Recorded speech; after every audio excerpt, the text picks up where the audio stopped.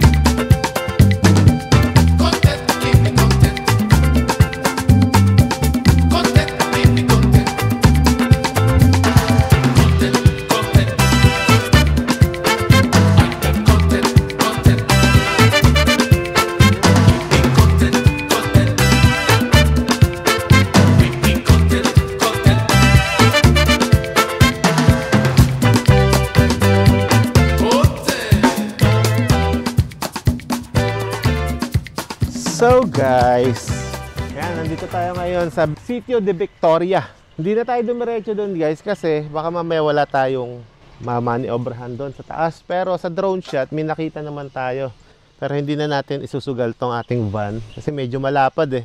Yung dumaan na motor, nandun sa taas na yun, sa puno na yun, doon sila sumilong. Pero kami naman ay dito na muna mag-camp ngayon. Dito na tayo magla-lunch, di ba darling? Ang init. Ang init nga lang. Kasi katanghali ang tapat ngayon. Anong oras na? Ang oras natin ngayon ay 12:05. Katanghali ang tapat. Grabe ang init ngayon. Alright guys, sobrang init sa labas. Kaya eto, dito na muna tayo kakain sa loob ng ating van. Hindi kinaya yung Hindi kinaya yung init. Best time pumunta dito ay umaga at sunset para maganda at malilim. Sa ganitong oras, sobrang init talaga. Tanghaling tapat.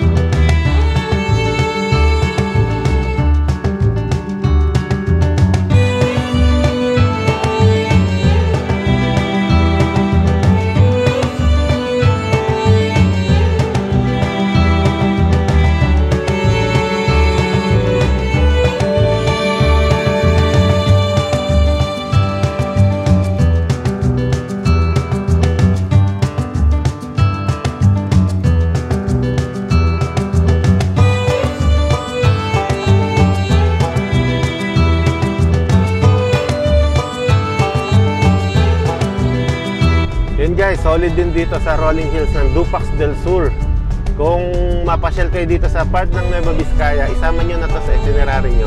Saka yung Dupax del Norte, napakarami din palang mga history ng lugar na yan, pati dito sa Del Sur. So nakita natin yung Dampol Bridge, 200 years old na yun, mahigit. Ganun din yung church nila, sobrang tanda na din, at original pa yung mga bricks. Sa ngayon, diretso muna tayo sa isang destination pa natin, ang bundok na naglalabas ng maalat na tubig na ginagawa nila para maging asin. Ang galing. Ang galing, no? Tingnan natin paano nangyari yung nabundok. Tapos, naglalabas siya ng salty water. Yun nga lang, na-stop siya simula nung nagkaroon ng lindol. Luzon earthquake ba tawag nila doon? Yung sa... Kailan yung 1990? Oo. Panibagong bundok na naman itong aakyatin natin guys. Itong nasa harapan natin. Kasi kanina doon sa kabilang bundok tayo eh. Ngayon ibang bundok na naman to oh. Bumubungad na naman sa atin oh. Dito yan sa Bangbang, Nueva Vizcaya. 16 minutes nandun na tayo. 9.4 kilometers. 2:37 na ng hapon. Nandito na tayo sa Barangay Salinas. Dito sa papunta ng Salinas Salt Spring. Salinas Natural Monument Protected Area. Salinas Salt Spring Boulder. 80 meters away. So maglalakad lang tayo ng 80 meters papunta doon sa mismong Salinas Salt Spring. Ang ingay ng kuliglig. Kuliglig ba yun? Oo, kuliglig. Malilim pala dito guys ha. Tapos ang daming mga kuliglig o ibon ba yan? Kuliglig nga yun. Kuliglig daw, sabi ni Darling. Dati akong kuliglig eh. Kuliglig, kuliglig. Ay, paakyat. Naku po, gano'ng kalayo to? 80 meters lang. Ha? 80 meters lang. 80? Oo. Napagod ka na? Pagod na ako. Balik na tayo. Tapos tanaw na tanaw pala natin dito sa baba. Yun na. Hey, mga kuliglig. Hingal agad eh. Huwag kang maingay. Nagagalit ang mga kuliglig. Ang ganda pala ng trek dito. May dadaanan palang ganito. Trekking. Ayun na, nakikita ko na. Ayan, asin. Asin na yan? Oo. Asin Ito na na. yan? Ay, yan na yun! Oo, ito na yung boulder Ang galing. na naglalabas ng asin. Ay, ang ganda naman Yung ang unang ano panahon. niya. Lapit lang pala. Ang ganda naman. Yan yun. Ito oh. Ang laki pa ng bato nito. Ang laking boulder. Ang ganda ng formation niya, no? Wing, tigman mo nga kung maalat. Wala nang alat to eh. Tagal na hindi lalabas. Try mo. Kasi tingnan mo yan. Guys, titigman natin kung maalat yung ano niya.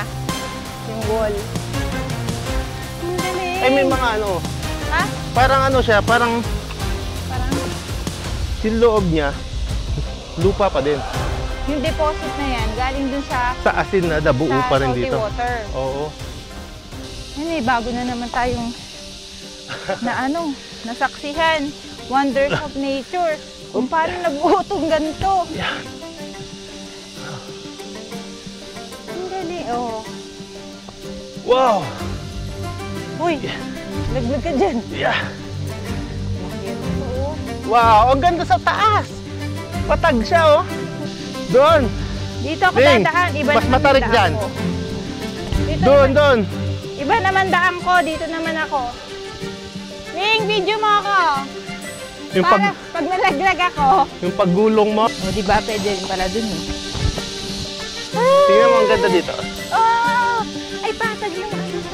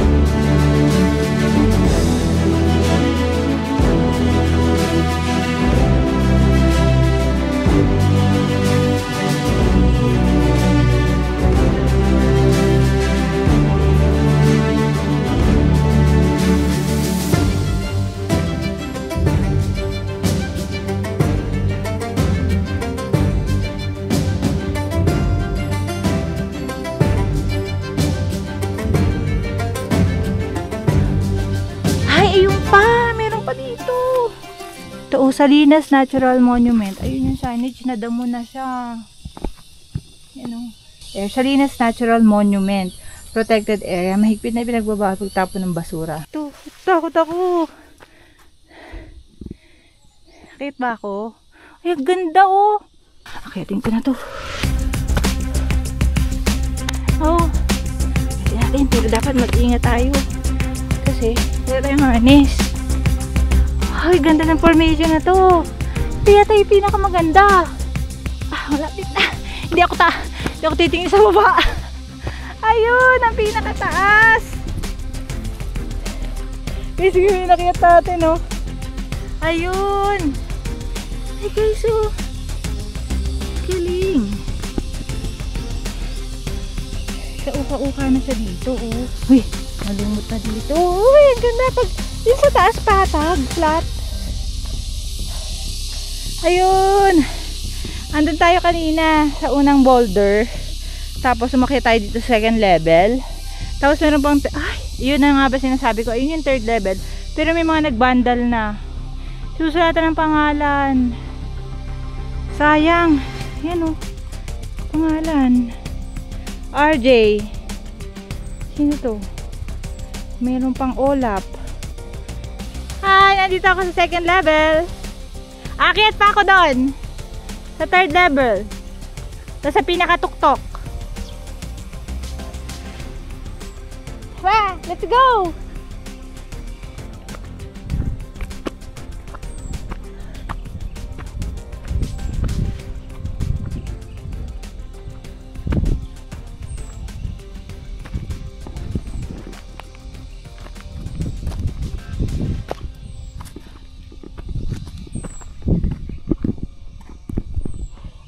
Madulas na dito.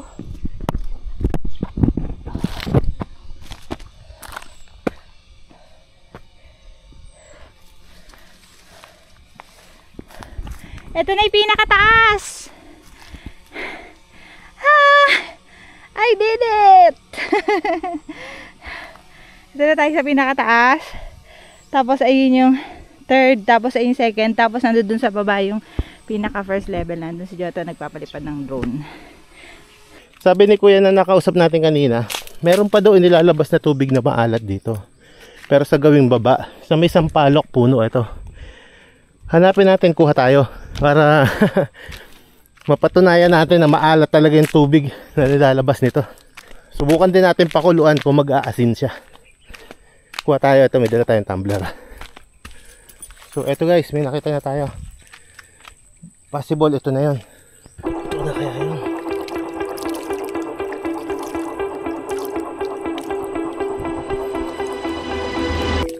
Maalat ka! Tinikman ko, maalat. Ha? Kuha tayo.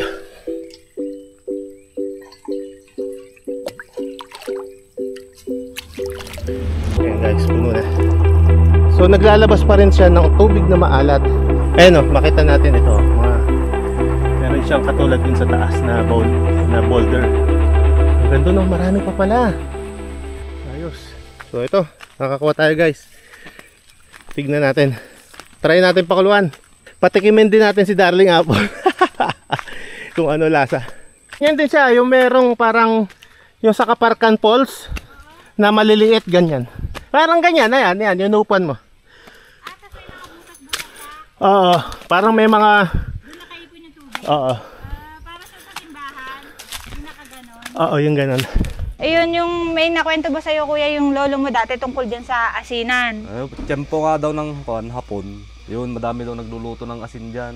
Pero parang pinagbabawal daw ng hapon, kaya pinagbabasag daw yung mga banga. Yun lang naman yung kwento niya sa akin. Nung high school ako, nung nandito pa yung lolo ko. May nakwento ba si lolo na lokal na gumagawa dito o mga dayo lang sila na pumarito para gumawa ng asin? Mga lokal din, mga taga dito din daw yung gumagawa. Pero patay na sila ay wala na. Saan kaya sila nagluluto ng asin dito? Diyan lang sa mga ano o kinukuha nila yung tubig? Sa baba. Tapos nilalagyan daw ng ano yan, yung kumba sa Ilocano, salulog. Sa lulog? Yung parang ay, may pinagdadaanan daw ng ng patungo na tubig? Oo, patungo sa lutuan. Malaki daw na malaking banga. Tapos lalagyan ng mga mga kahoy. Hindi naman tuyo na kahoy. Yung mga basa. Para daw umuusok palagi, direkto lang na umuusok. Hanggang matuyo ay yung tubig. Pag kumunta na yung tubig, yung dadagdagan, hanggang matuyo. Napupuro na yung tubig. Ang lolo mo hindi nag-try? O nakikinood-nood lang siya? Hindi ko lang matandaan kung kailan siya pumunta rito. Pero dati na sa lang kasi sila dati, sa baba. Ano pinagkaiba niya kuya pagka yung gawa mo yung asin sa nabibili natin dyan? Mas siya, parang powder lang siya. Yung nabibili, malalaki yung Oh, so ikaw pala kuya, gumagawa ka rin ng sarili mong asin, papakuluan kahit lang? dito, gumagawa din lang sila. Ay, mga taga rito, mga kapitbahay niyo po. Pang sarili lang. So talagang pwede pala. Pwede. So ito kuya, ganito lang nakuha namin kasi mahirap bitbitin dun sa may Ganong kadami magagawa ko nito kuya pagka pinakuluan ko ito? Baka isang kutsara siguro. So yun, may natutunan tayo kay kuya dito. Tsaka yung mga lokal pala dito, pwede rin gumawa ng pansariling asin nila, no? Pwede. Panggamit. Oo.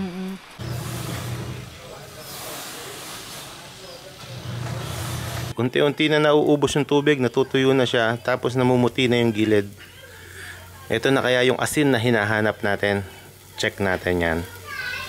Okay, tignan na natin yung final result ng ating salt.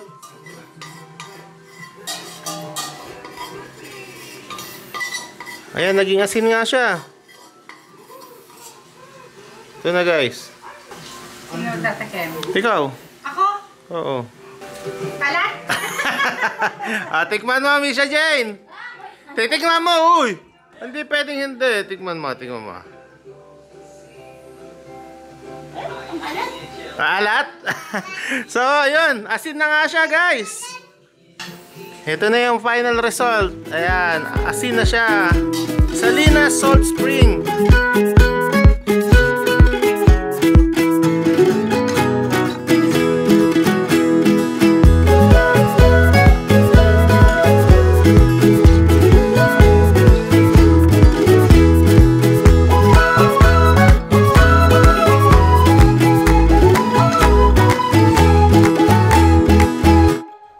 Napag-usapan ng mga lokal at turista sa social media na dating napakaputi ng boulder ng Salinas Salt Spring. Sa malayo pa lamang ay matatanaw mo na ang kinang at liwanag nito. Meron ding nagsasabi na naguhulog sila ng barya dito para sa kanilang mga kahilingan. Na para naman sa ilan dito ay inuugnay ang paghinto ng pagdaloy ng maalat na tubig. Pahayag naman ng iba rito dahil daw ito sa 1990 earthquake. Sayang lang at di natin nasilayan ang ganda ng Salinas Salt Spring na itinuturing na natural wonder of the world dahil sa kakaibang katangian nito. Kayo, anong masasabi nyo sa paghinto ng paglabas ng maalat na tubig nito?